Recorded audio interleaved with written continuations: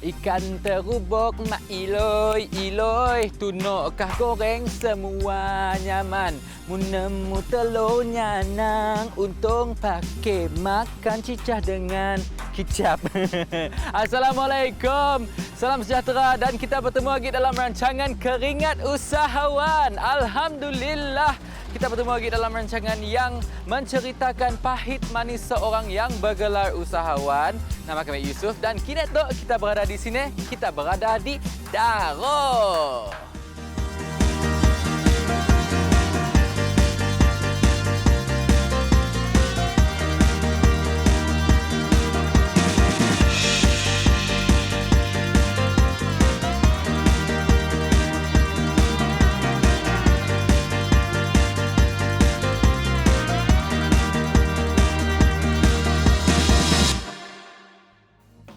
Usahawan pertama kita muda barunya tu, okey. Dapat kita bayangkan si cakoi nak simple ya.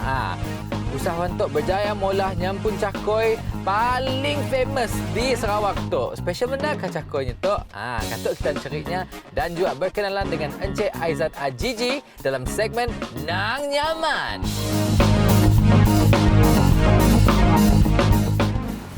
Assalamualaikum.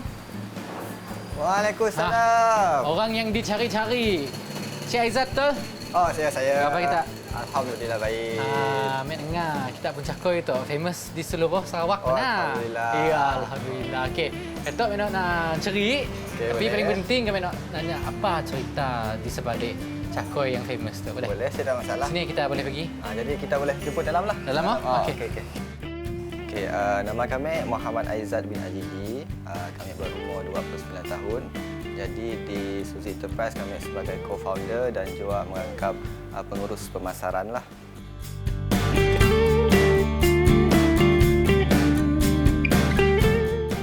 Bercerita tentang cakoi itu sendiri sebenarnya memang dah biasa dengan keluarga kami lah. Sebab dulu mak dan ayah yang menjual cakoi panas daripada depan rumah. 30 tahun yang lepas lah cerita tu nak. 30 tahun yang lepas, waktu yang kami kecil lagi. Kecil lagi yang berjual cakoi panas di depan rumah. Mendapat sambutan, terus shift, maksudnya pindah ke Pekan Daro. Dari Pekan Daro pergi ke Serikip, pergi ke Sibu, pergi ke Kuching hinggalah kita pernah berjual di Johor Bahru. Jadi kakak kami sebenarnya yang memulakan Suzy Enterprise tu dan kita inovasikan cakoi yang tadi menjadi cakoi segera. Kami yang bertanya Suzy adakah nama kakak, nama mak ataupun nama isteri, tapi sebenarnya ia adalah nama gabungan mak dengan bapa. Ada sentimental value di sia. Di mana SU ia adalah nama Mak Suharna, Zia Ajiji. So kita gabungkan menjadi Suzy dan ada benda yang tersirat di sia. Kita perasan S yang melambangkan 8, Z kita ada pecahkan sikit jadi 7. 87 adalah tahun pernikahan mak dengan ayah.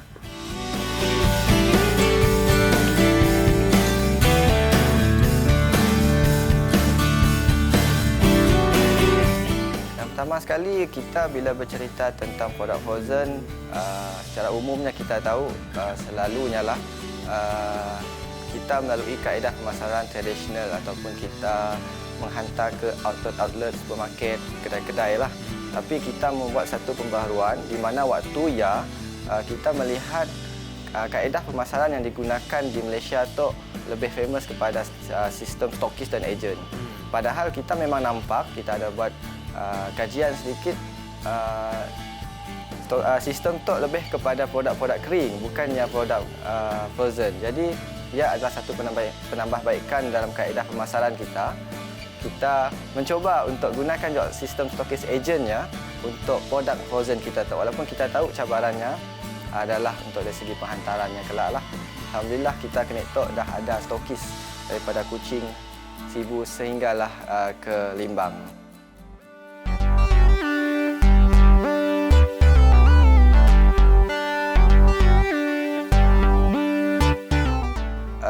Sebenarnya cakoi je yang daripada sidak lah. Untuk donat, kari puff dengan canai sebenarnya memang ada pola. Cuma fokus kepada ia lah sebab permintaan lebih kepada cakoi. Jadi kita ada juga menerima tempahan-tempahan daripada kilang, daripada ofis-ofis ataupun apa-apa majlis keramaian lah. Dan kita juga ada juga selain cakoi ya, memang kita mak kami lah memang jual, memang molah juga kari pap ya, molah juga donat ya, macam bapak kami pun memang berjual rumah ke rumah, ofis ke ofis. Nah, tadi dah selain cakoi lah, maksudnya ya tambahan lah.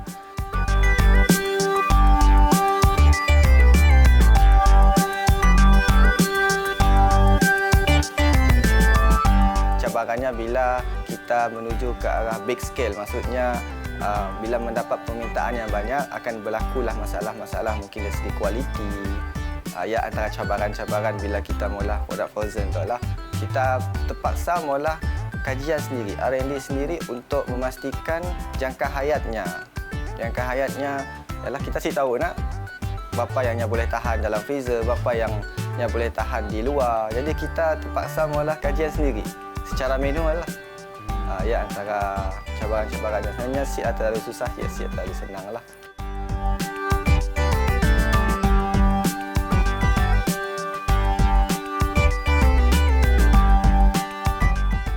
Kita di pihak pengurusan memang dah berbincang pada 2022 kita akan launch satu konsep di mana konsep ya kita namakan macam mini franchise ataupun rakan niaga lah.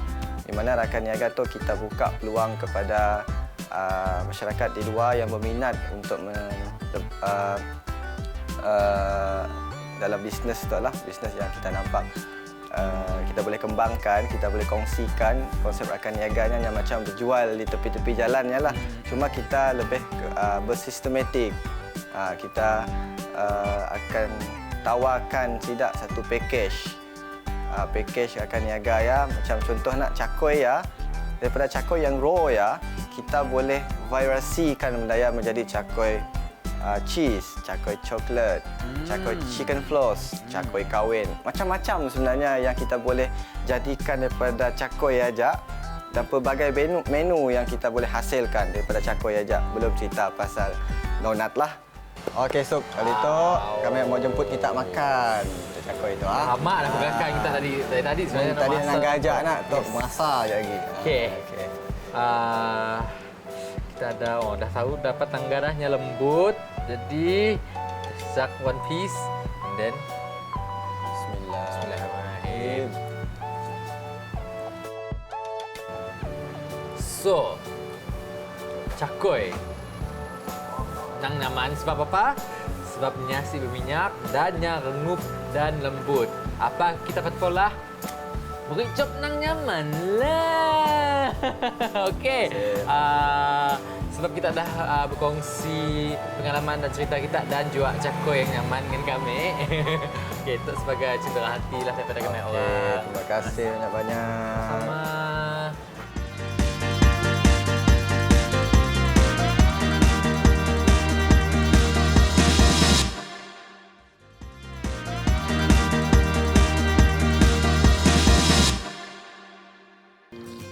Kita tahu sikit mengenai makanan yang namanya pipus. Okey, mula-mula kami mesti tahu juga. Tapi dekat kami datang ke Daro tu, kami tahu pipus siapa. Mula-mula kami ingatnya kena kuih ke apa ke. Tapi rupa-rupanya pipus ya, nya kena otak-otak tapi banyak perisa. Ada sotong, udang, ikan gonjeng, ikan pirang, telur masin dan juga sikit lagi apa teh? Sikit lagi Ahmed lupa. Tapi nya banyak perisanya dan semuanya nyaman-nyaman. Tapi apa hal Bahmet tengah ada cerita hal pipus?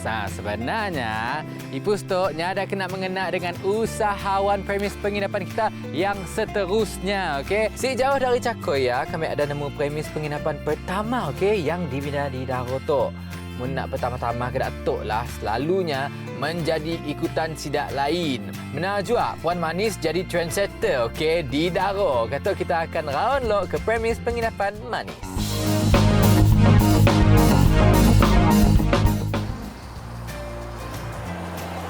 Assalamualaikum. Waalaikumsalam. Tak Puan Manis kah? Hah? Tak pun manis. Oh, kami puan manis. Molek, cantik orangnya. Oh, cantik Dengar. senama orang. Kami dengar kita ada banyak perniagaan. Benarkah? Benar. Kami ada 3 perniagaan. Okey. Sikit ya pipus. Pipus, contoh. Pipus, Okey. sikit ya kafe. Ya, Sikit ya homestay. Ya, babi 3 jenis macam-macam boleh. boleh. Tahan kita tak. Mau Yalah. tanya kita macam ni kita start semuanya bolehkah? Boleh. Kita boleh duduk. Okey, boleh kita duduk dalam homestay sana.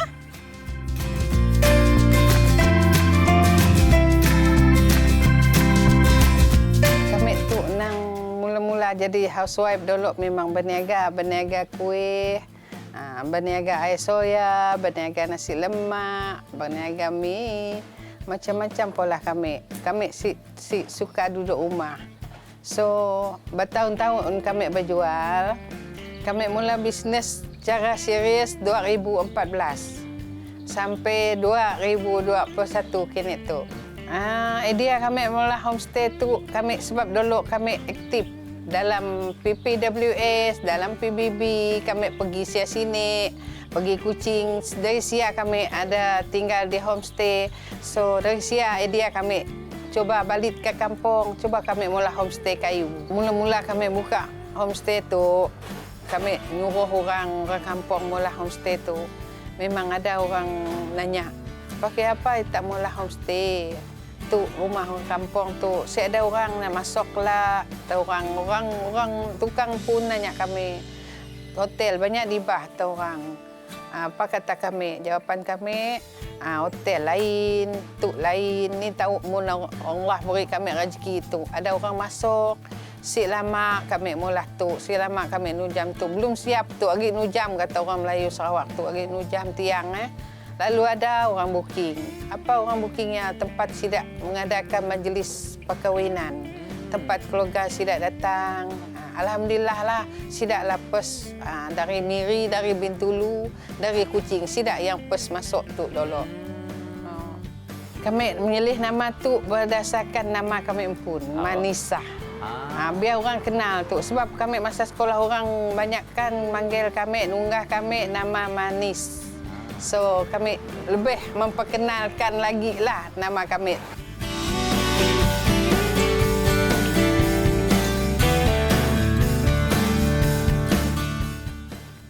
Dari segi cabaran yang paling penting, yang paling utamanya dari segi wang ringgit. Sebab kami dulu mula-mula dulu nang ada apa-apa dari zero, kau kata orang dari kosong, dari zero. So mula-mula buka bisnes pipus, bila ada gumpul-gumpul duit, pas ya berapa bulan, berapa tahun pas ya gumpul duit dari pipus, mula KP. Pas ya ada maju dikit KP, buka homestay. Dari sialah mula-mula cabarannya duit, cabaran utamanya memang duit.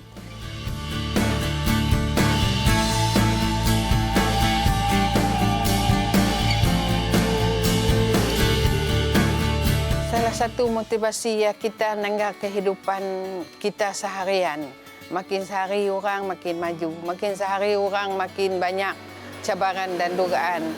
Sikit-sikit ku coba menempuh macam ni upaya dugaannya. So kita pernah mencari na susah.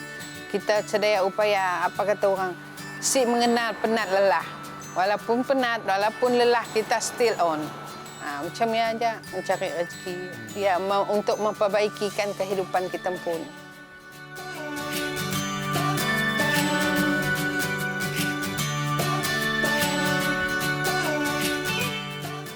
Kami tu sebagai pengurus, kami ada handle tiga tempat. Kira 3 tempat lah, KP, homestay, pipus. Cara kami handle sebab orang nunuk pipus ada diberi tanggungjawab seorang. Hari ada orang, tu ada seorang. So, KP dah beri tanggungjawab juga, ada pekerja kami 2 orang. So, yang homestay, kami yang kerja KP yang handle. Sebab homestay tu tiap hari.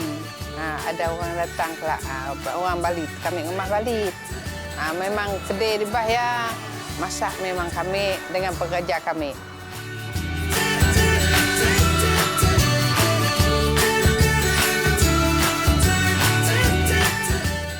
insya-Allah diberi Allah rezeki kelak perancangan kami mungkin kami lebih menaik tarafkan tu renovate baru kah kalau ada rezeki insya-Allah. Macam ialah perancangan kami agar lebih mantap, lebih maju lagi. Okey, terima kasih Puan kerana sudi berkongsi cerita kita dengan kami orang cara kita mendirikan perniagaan kita tu. Semoganya maju jaya di masa akan datang dan sebagai tanda penghargaan lah. Untuk terima lah sedikit. Terima kasih. Sama-sama.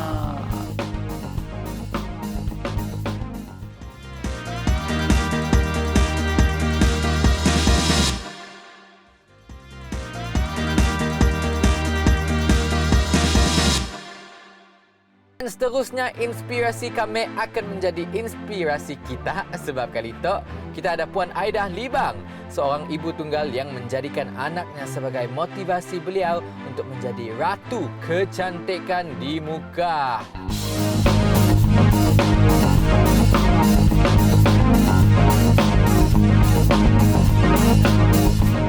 Okey, pada mula dulu 2000 ujung tahun 2005 ya.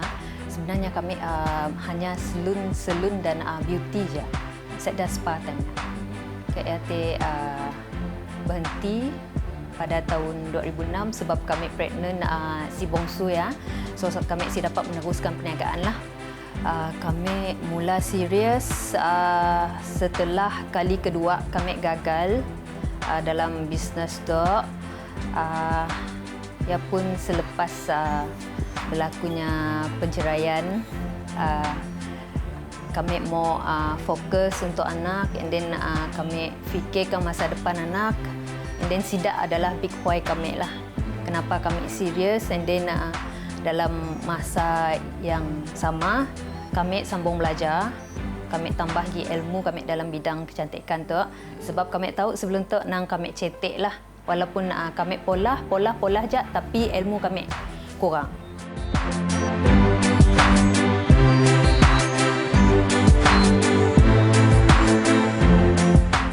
Okey, untuk bertahan lama dalam bisnes tu, apa yang kami lakukan ialah macam kita bisnes, kita mesti sayang kita pun customer. And then macam beri reward dengan Sidak, beri diskaun, birthday diskaun untuk Sidak, pola program juga untuk Sidak, macam kita beri tips juga secara percuma lah dengan kami pun customer. And then cara kami bersaing, kami tambahkan lagi kami pun ilmu dalam bidang marketing lah, pola personal branding, and then belajar lagi lah cara marketing lah yang lebih berkesan. Dan so far kami nampak perubahan lah dalam kami pun sale setelah kami belajar copywriting. Okey, Puan Aidah tu salah seorang usahawan yang aktif mengikuti kursus-kursus MARA, termasuklah kursus-kursus entrepreneur skill ataupun kursus kemahiran, kursus-kursus rawatan spa.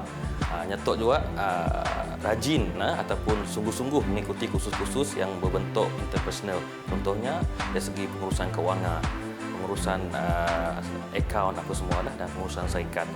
And then nyatok juga sering mengikuti kursus-kursus yang berkaitan dengan kemahiran spa yang selalu dan kerap dianjurkan oleh pihak MARA lah dan pihak-pihak luar.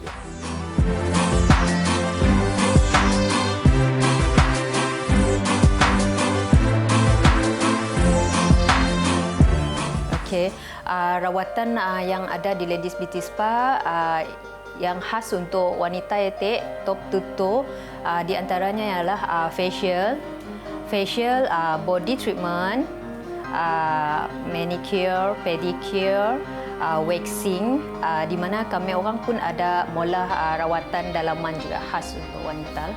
Time-nya lepas gagal kali kedua ialah nang kami ada down sekejap lah, nang kami give up, nang kami ada simok. Ada dengan diri dan simok semua. And then ialah tiada family, Sidak support lah kami pun semangat, dia beri semangat dengan kami sebab kami boleh. Sidak madah boleh, dan dak member pun madah kita boleh.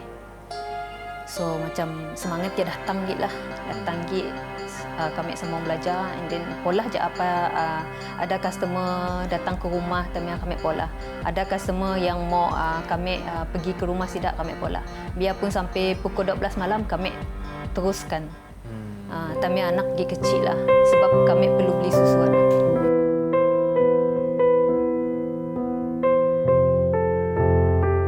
Kami ada kakak, kami ada family. Kami ada keluarga yang support kami. Dan kami ada keluarga mentua yang support kami. Tidak si pernah melemahkan semangat kami, malah tidak beri semangat kami. Teruskan je. Anak kita membesar, anak kita perlu makan, anak kita perlu bersekolah. Teruskan.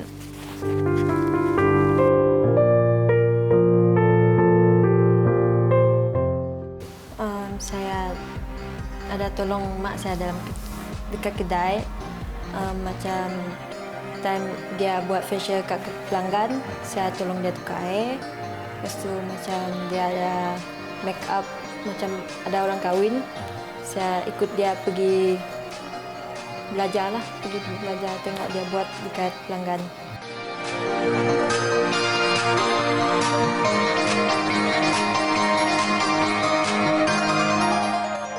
Dalam masa akan datang, kita targetkan dalam seluruh bandar yang ada dalam Sarawak lah, untuk setiap bandar tu ada cawangan Ladies Beauty Spa, dan kami akan menambah lagi treatment yang ada dan menambahkan lagi produk yang ada mengikut kesesuaian dan permintaan terkini lah. Puan Aida tu mempunyai potensi yang besar untuk terus ke hadapan. Even though masa COVID tu saya lihatlah beliau mempunyai inisiatif yang pelbagai untuk memajukan, walaupun masa COVID tu Nyampung Spa sudah dapat buka, tapi beliau mempunyai inisiatif lain untuk memajukan Nyampung perniagaan lah.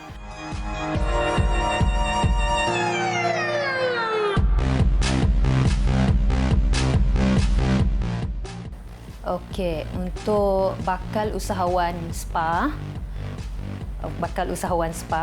Okey, untuk memulakan perniagaan, jangan lompat. Biarlah kita ikut cara yang betul, ikut proses. Dalam bisnes dia ada proses dia sendirilah, dan kena beranikan diri. Jangan putus asa, sentiasa tetapkan pendirian. Apa tujuan matlamat hidup kita lah. Okey, jangan membawang. Sebab kalau kita buang masa untuk membawang, kita tak akan boleh jadi usahawan. Sebab masa kita terbuang untuk benda yang tak berfaedah.